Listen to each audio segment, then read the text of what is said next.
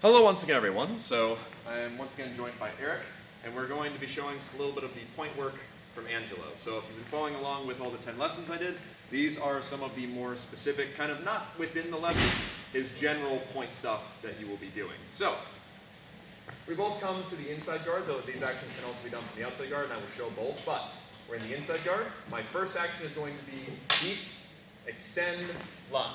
Now all I'm doing is I'm just gently tapping his sword out of the way, extending, making sure I turn my basket to the relative angle, follow that through with a lunge, return, return.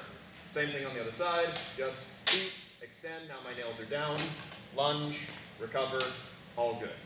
Our first action.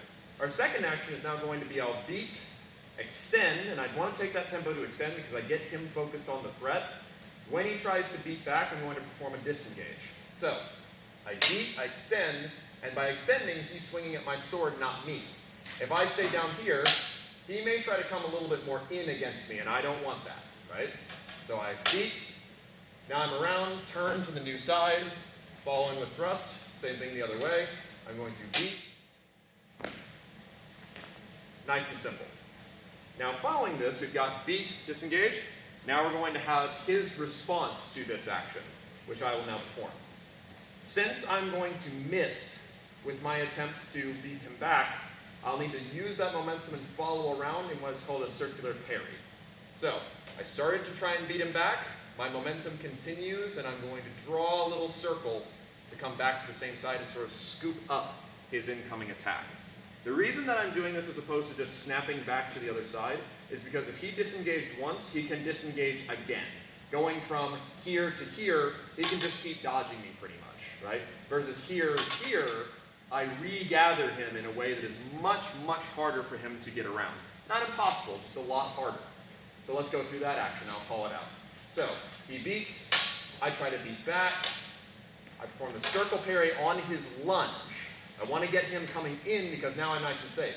And then at this distance, I'm just going to extend, then fall through with my body.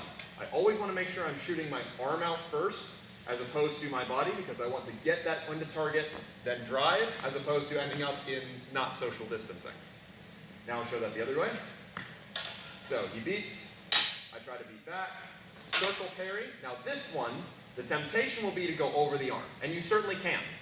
The problem with that is it's very easy for him to ward that off and be set up for a cut. So what I like to do instead off of this lunge is instead point to his lower body. This is much harder for him to defend, and if you feel unsafe doing this, just raise up by inverting your arm in the hanging guard as you do the thrust, and you lock him out pretty soundly. Even if he then tries to swing around and double me, I'm set up to protect myself. But, next action we're going to see, just in regards to point work, is going to be our Glize. Now the Glize is kind of a special one. It's sort of like an expulsion, is what I would define. So if you saw the video I did a little bit ago, we're once again expulsing, right? But what I'm going to do is I'm going to slide on the inside of his blade down toward his arm, so I get that flick, right? Now as soon as I have that wedge starting, I'm just going to follow it up by executing a cut to his face. It's a very wonderful motion, very good against people who feel safe here. They're like, we got blades untapped. Very easy to execute, very hard to miss too. But it does have a counter. So let's go through how that counter works. As Eric starts to force my blade, I'm going to disengage. Now, when you first do this, especially if people aren't used to how this flows, it's going to feel incredibly derpy and almost like a bad idea. But what Eric is seeking right now is he's seeking that pressure. So when I take it away from him, it's hard for him to just stop and go somewhere else.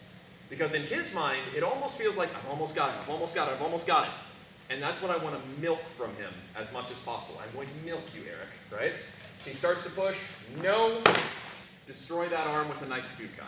Now, you can do this in a couple different ways. I like to personally traverse out of it since it gives me a bit more opportunity, but you do not have to. He starts, I can perfectly sound execute that cut from where I will, but it's just a little disengage, use that momentum, then bring it down onto the arm, all good. But, thank you very much, Eric.